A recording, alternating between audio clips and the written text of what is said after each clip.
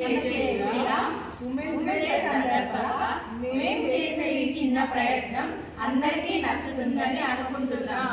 జై జవాన్ జై కిసాన్. భగవద్గీత అనేది ఒక మత గ్రంథం కాదు, మానవులందరూ చదవవలసిన గ్రంథము. అది సాక్షాత్ శ్రీ కృష్ణుడే అర్జునునికి బోధించాడు కాబట్టి అందరూ చదవవలసిందిగా మనవి. సాంప్రదాయంగా పెంచండి, సాంప్రదాయ దుస్తులు ధరించేలా తల్లిదండ్రులు ప్రోత్సహించాలని కోరుకుంటున్నాను. మన భారతదేశ సరిహద్దుల్ని కాపాడుతున్న జవాన్లను గౌరవించండి అందరూ. మనం ఫంక్షన్స్కి వెళ్ళిన తర్వాత ఫుడ్ తినడానికంటే మనం వేస్టేజ్ ఎక్కువ చేస్తున్నాం. మనం ఎంత అవసరం ఉంటే అంత ఫుడ్ పెట్టుకోవాలి. మహాదేవ కూతురి కోడలు ఒక తీరిగా చూడాలి, ఇది నమ్మని. మనం ట్రావెల్ చేసేటప్పుడు ప్లాస్టిక్ బాటిల్స్ వాడవద్దు, స్టీల్ డబ్బాలు తీసుకొని వెళ్ళాలి. జై శ్రీరామ్. అత్తమామలను అమ్మ నాన్నలను జై శ్రీరామ్. తులసి మాతను నిత్య పూజ చేయాలి, వాటర్ వేయాలి, పసుపు కుంకుమ అక్షంతలు వేయాలి, పువ్వులు పెట్టాలి, శుక్రవారం రోజు మొత్తం అలంకరణ చేయాలి, నిత్య సుమంగళిగా ఇవ్వమని కోరు. జై శ్రీరామ్. మేము హైందవులము, అందరూ బాగుండాలి, అందులో మేము కూడా బాగుండాలని కోరుకుంటున్నాము. జై శ్రీరామ్. స్త్రీ లేనిదే సృష్టి లేదు, స్త్రీ లేనిదే గమనం లేదు, స్త్రీ లేనిదే జీవం లేదు. అవతార పురుషుడికైనా అమ్మ కడుపున పుట్టాల్సిందే. అటువంటి స్త్రీని ఒక్కరోజు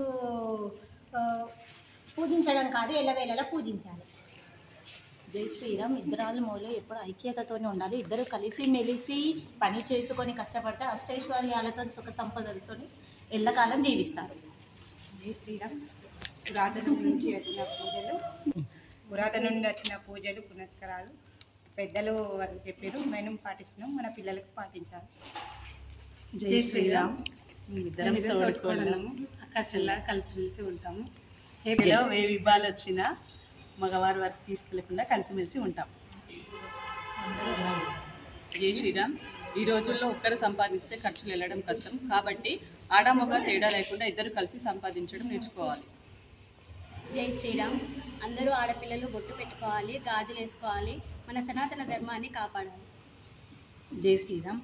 మగవాళ్ళు సంపాదిస్తారు కానీ మన ఆడవాళ్ళము దాన్ని అవసరపూర్తిగా ఖర్చు పెట్టడమే మన ఆడవాళ్ళ పద్ధతి. జై శ్రీరామ్. వివాహాలు ఫంక్షన్స్కి ఆడంబరాలకి పోకుండా మనము ఎంత తినగలుగుతామో అంతానే ఖర్చు పెట్టడం నేర్చుకోవాలి, ఆడంబరాలకు పోదు. జై శ్రీరామ్. అందరూ అన్ని విధాలుగా చెప్పారు, కానీ మన సనాతన ధర్మం నిలబడాలన్నా, మనము నిలబడాలన్నా ముందు మనం చేసుకోవాల్సింది ఏంటి అంటే మన పిల్లల్ని ప్రతి ఇంట్లో ఒక శివాజీని తయారు చేయాలి. మన సనాతన ధర్మం స్త్రీలకు ఒక ప్రముఖమైన స్థానం ఇచ్చింది.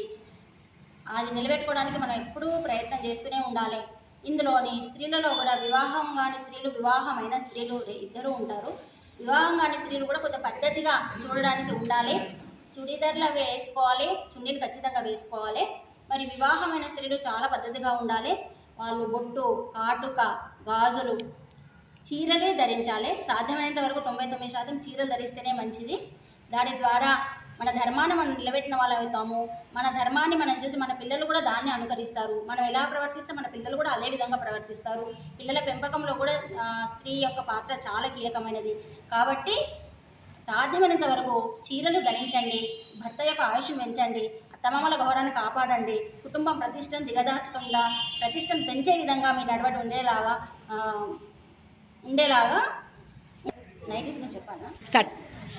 మనం ధరించే దుస్తులు కూడా చాలా పవిత్రంగా ఉండాలి.